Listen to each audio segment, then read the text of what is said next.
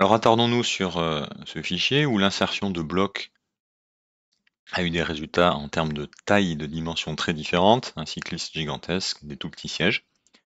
Ça peut vous arriver assez régulièrement. Plusieurs raisons à cela.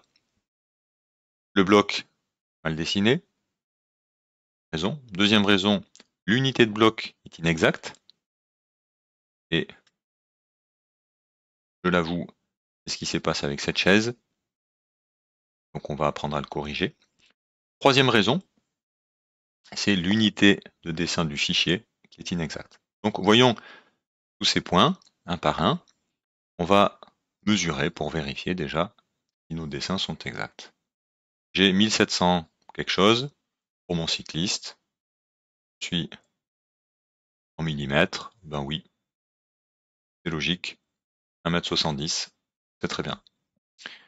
Je prends ma chaise qui est aussi en millimètres sur 55. Aïe, 55 mm, on aura du mal à s'asseoir. Donc l'unité de mon bloc n'est pas bonne. Comment modifier ça rapidement? Eh bien, je vais dans l'éditeur de blocs, modifier. Et tout simplement, ici dans unité, dans les propriétés, je vais changer. En fait, ce sont des centimètres. 55, c'est bien 55 cm. Donc je viens changer l'unité. Je ferme, j'enregistre mes modifications. Maintenant, j'ai la bonne unité. Alors, les éléments déjà existants, vous voyez, ne bougent pas. Par contre, maintenant, lorsque je vais insérer mon élément, vous voyez qu'il est bien plus gros. Et dans les propriétés, AutoCAD me met un facteur d'unité de 10. On va en reparler. Effectivement, il est bien 10 fois plus gros. Donc là, je suis exact. Mes coordonnées, mes dimensions sont exactes. L'unité du bloc est exacte. Il nous reste un dernier point à voir pour savoir pourquoi AutoCAD et quand est-ce qu'il faut laisser la taille ou multiplier par 10. Ce sont les unités de ce dessin. Alors vous pouvez taper unité ou sinon aller chercher ici l'utilitaire de dessin.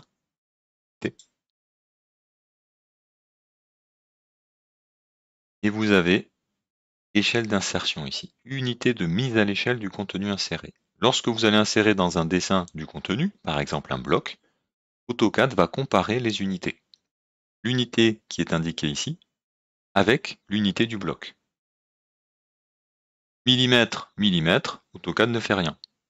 Laisse les dimensions telles quelles. Par contre, millimètre, centimètre, il comprend qu'il y a un rapport de 10. Et c'est pour cela que lorsque insérer ce bloc, il y a bien un facteur d'unité de 10 qui a été appliqué.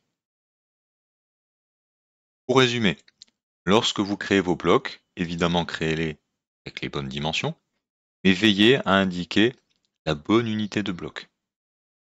On l'a vu, si vous trompez, c'est pas grave, on peut facilement le modifier à partir de l'éditeur de blocs.